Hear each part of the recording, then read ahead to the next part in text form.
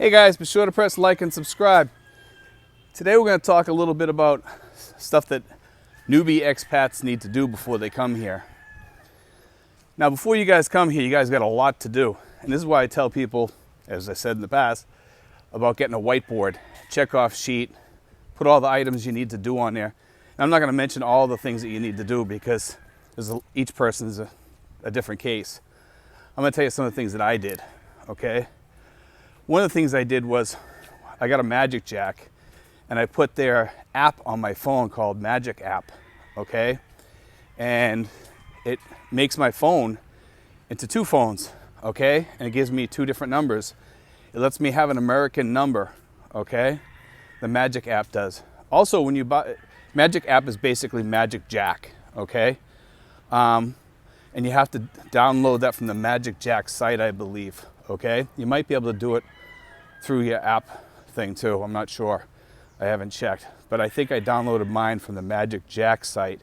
And I paid like 32 bucks, I think it was, for the Magic Jack that I got with 1 year of service. And then I think I paid through a sale or something. I forget what the amount was. It was fairly reasonable for 3 years. It was like 60 or 80 bucks or something like that. Well worth it. Plus you can transfer your old cell number onto your Magic Jack, into your Magic Jack number, so you don't even skip a beat as far as having a phone over here that's an American phone. So a lot of you guys are telling me that, you know, they have Google phone and Skype and stuff like that. Some of those numbers you lose if you don't use it for 3 months, okay? But you know, for what you get what you pay for, kind of. And I highly recommend Magic Jack and Magic App for that reason, which are both the same, because you get to keep that phone number. You never lose it, even if you don't use it, okay? And it's pretty simple to use. It's, you know, you might have to have a techie talk to you for a second and teach you and help you set it up if you're not really, you know, technologically inclined like myself. I just had somebody help me set it up. I went online and I signed in to the account, and it'll let you pick out your phone number if you want to have a Boston phone number or what have you. So wherever you live, you should try to pick that phone number so that you have the phone number in, let's say, where you lived before and you have bank accounts there and stuff.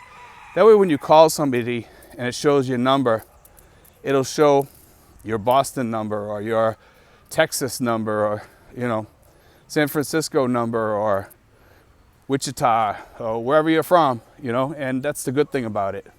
Okay, the other thing is that you want to set up, you start getting your luggage ready, get it weighed, and if you're going to have an overage, make sure you don't go over the allowable amount, you know, because you're allowed to have an overage and you pay extra for that overage, and you know, you have to pay at the counter usually, or with a credit, sometimes with a credit card.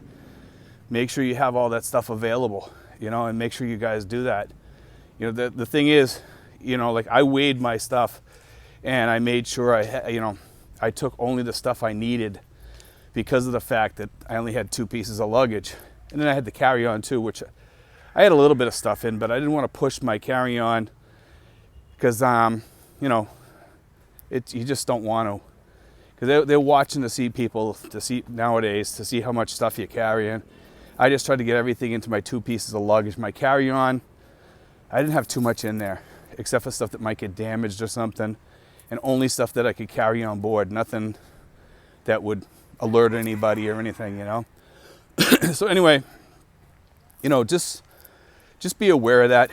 And then, you know, get all your ticket stuff. Make sure you have copies of your tickets, extra copies of your tickets. You know, if you get your ticket from online, that you made 2 copies of that. You put 1 in your passport book.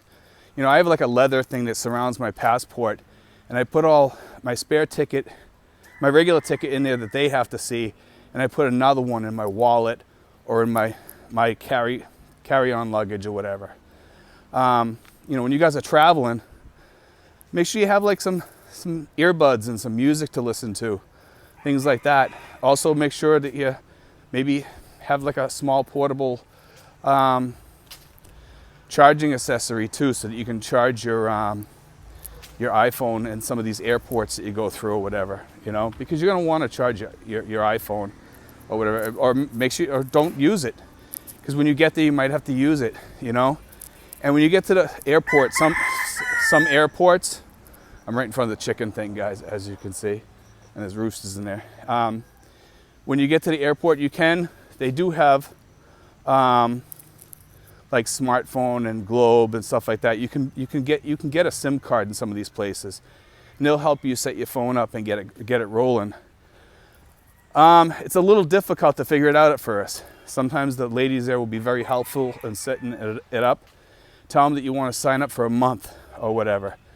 Don't get like a 100 peso card. It's simply just not going to be enough, okay, when you first get here, because you're going to want to have that for a few days going pretty hot and heavy, because you're going to want to be able to call people, probably set up things, you know, call hotels or whatever you need to do, you know. And you're going to want to have the data to be able to contact people back home, things like that. So just be aware of that, guys. I would put 1,000 on there. I would put a month's worth of data on there, which you can do. You can sign up and get a month's worth of data. It gives you so much data per day. Shut off your data when you're not using it. Shut off your cellular data, and otherwise it'll use it all up. You know, just fetching information and stuff like that. It'll use it up in just a couple of hours, and then you'll go on there and there'll be nothing on there. So buy a couple of extra cards too to have on there. You know, and after a while you'll get used to using Smart and Globe and all that. It's not that hard. You know, but if you use up all your data in one day, you're going to have to wait till the next day for it to come up. And that's why I tell people, shut your data off. After you get done using your phone, you know, shut your data off, then put it in your pocket. You know, your phone will still ring. Just shut off your cellular data.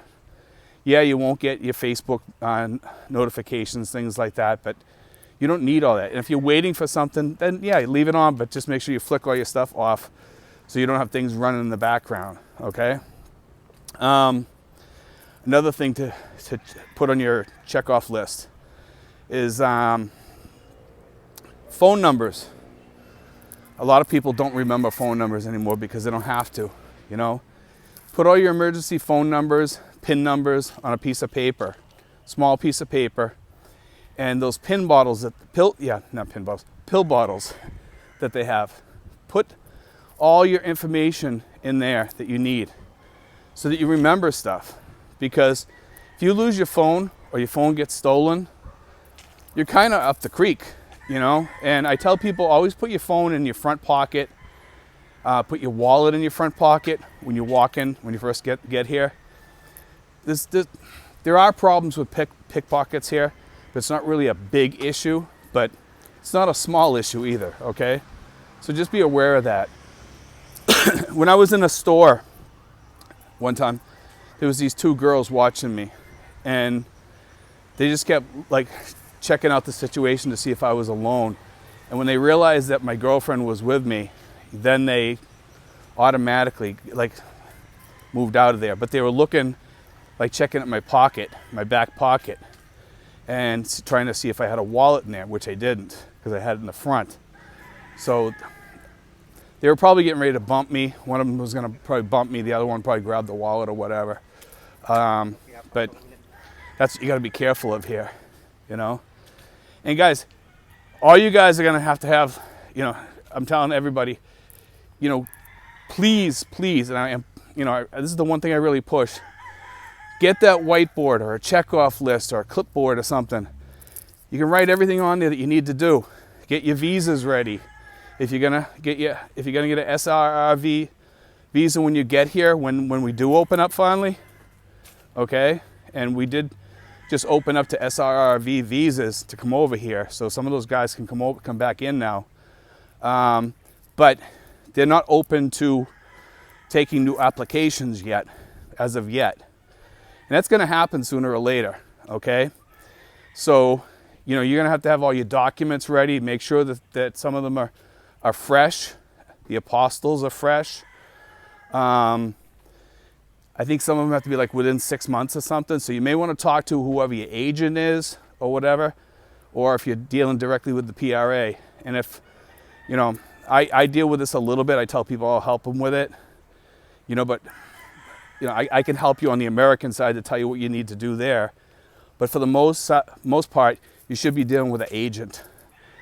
I highly recommend getting the agent because the agents get paid by the PRA. And if they're asking you for more money, well, you know, that's a different type. It's the same type of agent, but they're kind of double dipping, because there are agents out there that work for free because they get paid by the PRA. And they get paid quite well. And what I tell people is tip those people, because those are agencies also, and they only pay those people so much. So tip them well, you know. The other agencies, some of them really hit people up for a lot of money and some of them don't. It depends on which agency you use. And those are good too. They're not bad services. I'm not gonna say, oh, don't use them, you know. Some of those places will give you extra services, like riding you around. Some of them, they won't. If you go for the free services where, you know, they're just getting the money from the PRA, then, you know, you're probably gonna have to pay for the rides and pay for them to meet you places, things like that. Because, you know, otherwise it's all money out of their pocket. Okay, so just remember that, guys, when you're dealing with these agencies, all of them are decent, okay? And all of them are well worth their service. You know, and I mean, my agent is awesome. I love my agent, you know, and she's really, really good. I've recommended that in my video. If you guys have any questions, you can go back to my videos and check on there. And right now, she's waiting for things to open up and to have them fix the SRRV process, okay? And they will sooner or later. Once they fix it, she'll start answering people and talking to people. And then, you know, if you guys need some help or something, shoot me an email or shoot me a comment, and I can give you, you know, all her information or whatever, and you can contact her and she will help you. Okay, but that's only for people that fit the bill for an SRRV visa. And some of them can be expensive unless you do the veterans type of visa, which is like the special courtesy visa. Okay, and the special courtesy visa is for veterans over 50 right now, unless they change it. It's for veterans over 50, and it's a $1,400 application fee and $1,500 in the bank, and it's $30 every 3 years, plus you got to pay a couple of agents' fees for them to go pick it up, unless you go get it yourself. But it's best to just have somebody do it, and you don't even have to go in. You just contact your agent and tell them, hey, can you go in and get me the thing? And most of them say, yeah, sure. And usually within, like, mine did it like within 2 days. I had my card in my hand, you know, and it was relatively quick. I think I paid, 50 or 60 bucks in total or something like that. And I gave them a tip too. So just beware, guys, you know. But do your checkoff sheet, guys. You know, I talked about some of the things that you need to check off. A lot of you guys have tons of things to check off, you know. Your money, ATM cards. Did you deal with your bank and tell them that you're traveling overseas? You know, to let them know that you're coming to the Philippines, because otherwise your ATM card might not work. Most credit cards will work over here, but make sure you call your credit card. Let them know you're coming over here so they won't think it's fraud. Because sometimes when they see those numbers go back, they shut down your credit card. And you don't need that over here. But that's a good reason why you should have Magic Jack or Magic app. So when you're over here and you have an issue, you can always call people, okay? But you want to make sure you have all these things in place. Otherwise, it's going to be hell over here for you. Because if you don't plan, you know, it's really going to be hell. And, you know, I see some frustrated guys get over here, and then all of a sudden they need to go back to the States. And you don't want that. You really don't want that. You know, you're coming over here to live.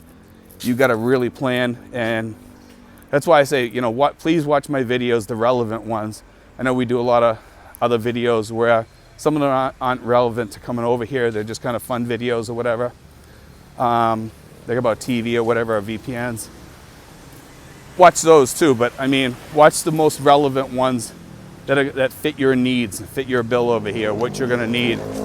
each person is different, you know, and just be sure you take care of all that, guys. You know, I always worry about you guys coming over here and not being ready, or forgetting something, or not listening to everything that I said, you know. I've had people come over here and say, well, Steve, you know, you didn't mention that. And then I sent them the video clip, and I says, that's what I said right there. I says, but you didn't listen, you know. And just beware, you know. You have to be careful, guys. You really have to be careful. You don't want to come over here and find out you forgot something, or you don't have enough money, or you forgot your ATM card. Have a checkoff list for all the things you need. ATM card, bank telephone numbers, PIN numbers for all your apps and accounts and stuff like that. Write them all down. Put them in that little pillbox thing on a piece of paper written in pencil, so you can erase it when you change them. You know, things like that. You need that. You need all that stuff. Also, bring last year's taxes with you. If you're going to get married, make sure you bring your marriage certificates, and make sure that they're the hard copy ones that you need. You know, go online, check at the embassy which ones you're going to need, because some of them are not hard copy. They have to be a certain type. So you want to make sure. I forget the name of it. There's a name for it. But if you guys are getting married, you're going to need that, you know. You're going to need the copy of your divorces. And I recommend birth certificates. Bring your driver's license in case you're going to apply for a driver's license over here. What else? There's a whole bunch of I tell people, bring all your important papers if you move in here. You know, I mean, you don't need 7 years worth of taxes and carrying a bundle this big or something like that. You don't need that. You only need last year's taxes, and leave the other taxes with somebody else. If you need, you can call them up and say, hey, can you send me a copy of this? Okay, but as far as like personal things, like I said, birth certificates, things like that, yeah, you definitely need those, you know. Also, guys, I would highly recommend you don't come here with just your passport. Get a passport card too. I'm going to tell you why. If you lose your passport, you have your passport card. Okay? And your passport card, you can go into the embassy and say, hey, listen, this is my passport card showing I'm a citizen of the United States. I lost my passport. Can you help me? And they're going to look at the card and say, yeah. Because they know right away that you're an American citizen because you have your passport card, which is only good for Mexico and Canada, okay? But it's a really good ID, you know, and there's I'm telling you, that'll be like your biggest help if, God forbid, you lose something. And don't carry it with your passport. You know, carry one maybe in your wallet or in your phone case or something, and carry the other one, you know, your passport separate. You know, always have the card and the passport separate. But that's the best advice I could give you on that stuff, guys. You know, I'm sure you guys can add a lot more stuff that, like I said, each individual is different. And as you go and as you get closer, you're going to write down more stuff.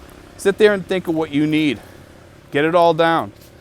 You know, it's good to have like that checkoff list or checkoff sheet.